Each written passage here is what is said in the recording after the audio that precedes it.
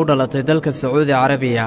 waxaa maalin maalmaha ka mid ah ii soo dhacay 2 telefoon. Labada telefoonba waxay ii sheegayeen in ay jiraan 2 carruur oo laga kala helay 2 masaajid oo kala duwan. Labada masaajidna midna wuxuu ku yaalaa Jiddah halka midka kalena uu ku yaalo magaalada Makka. Labada masjidba 2 cunug oo la soo dhigay ayaa laga helay. waxay tiri ilmaha la soo ururiyay ee la keenay qaybta xanaanada ee magaalada Makka aad ayay u bateen balse Ilaahay wuxuu fududeeyay in qaybta xanaanada ee Jiddah ilmihii la keenay dad muxsiniin ah ay kala qaateen sida daraadeed hawsha qaybta Jiddah wayba fududaatay waxaan Ilaahay ii fududeeyay bay tiri in la soo qaado labadii cunugba midna la keeno qaybta xanaanada ee Jiddah kii kalena la keeno qaybta magaalada Makka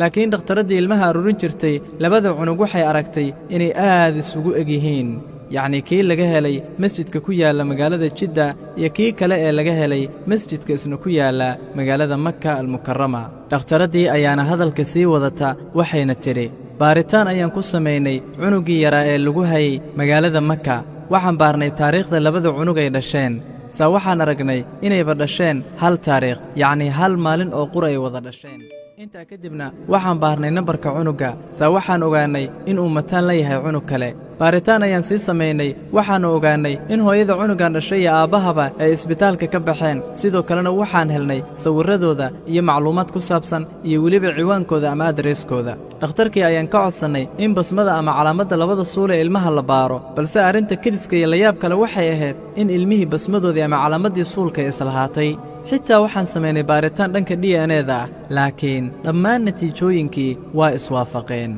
intaa kadibna waxaan raadin u galnay hooyada ilmahan dhashay maadaama aan ciwaankeeda iyo macluumaadkeeda isbitaalka ka helnay ugu dambaynna waxaan helnay gabar miskiina oo hooyadeed oo da'ah la joogta gabadhuna ay keligeed ku tahay hooyadaas miskiinta ah ee da'da ah waana qoys u dhashay waddan kaloo carbeed balse aan Sacuudi u dhalan waxaan ogaanay in hooyadani gabadheeda ay u guurisay nin isla waddankooda ah sidoo kalena ka shaqeeya magaalada Makka una soo raaceen magaalada Makka maadaama aanay helaynin cid kale oo halkaa ku biilaysa ama halkaa ku daryeelaysa gabadhii ayaan weydiinay bay tiri ilma miyaad dhashay markaa bay tiri haa waxaan dhalay 2 mataana ah oo weliba lab ah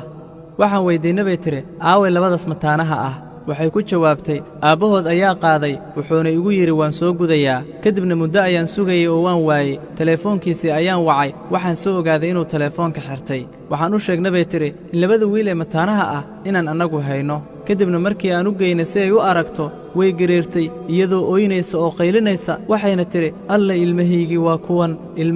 ilmahaygii kadibna qof walba meeshaas joogay wuu la ooyay ooyintii hooyada miskiinta ooyday awgeed waxaase la yaab lahayd in 2 cunugba ay dhabta hooyadooda ugu fadhiyeen si degan oo xasilooni leh kadib markii ay xasishay xaalkeedina caadi noqday ayaan weydiiyay bay tiri ilaah baan kugu dhaariyay maxaad ku ducaysatay si Ilaahay subxaanahu wa ta'aala ilmahaaga kuugu xafido oo markaana uu kuugu soo celiyo waxay tiri hooyadii markii ninkaygu qaaday ilmaha oo ii sheegay inuu geynayo meesha ilmaha lagu gudo kadibna uu soo celinayo waxaan akhriyay ducadii nabiguna baray calayhi salaatu wassalaam oo ahayd waxaan idinku ammaanaysanayaa allaha ammaanadii loo dhiibtaa aysan dayacmin markaan ogaada bay tiri markii aabbihii dhalay telefoonka iga qaban waayey kadibna uu iga xirtay waxaan aaminay oo yaqiinsada bay tiri inuu ilmahaygii la aaday waddankeennii intaa kadibna salaad baan tukanayay ilaahay baan baryayey oo erayadan ayaan ku celcelinayey boolis uma sheegin cid kale lama wadaagin waan iska ooynayey oo keliya salaadda ayaana tukanayay waxaana ku ducaysanayay allihii nebi muuse u soo celiyow hooyadiis ilaahow ilmahayga ii soo celi